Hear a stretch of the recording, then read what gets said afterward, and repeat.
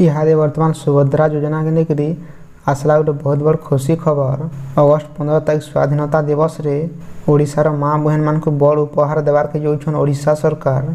ई योजना रे केन केन मान को फायदा हेबा आर केन केन माने ई योजना रो बात पड़वे आज वीडियो रे पूरा इन्फॉर्मेशन जानमा।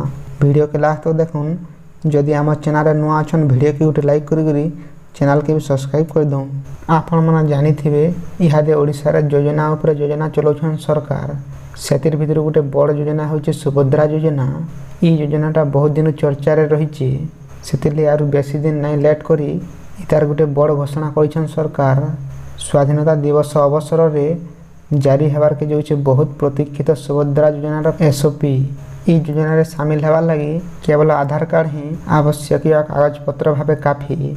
तेबे सुभद्रा योजना रु प्रायतः उच्च वर्गर लोक मान को बाद देवे सरकार जेने सूचना मिलुछि।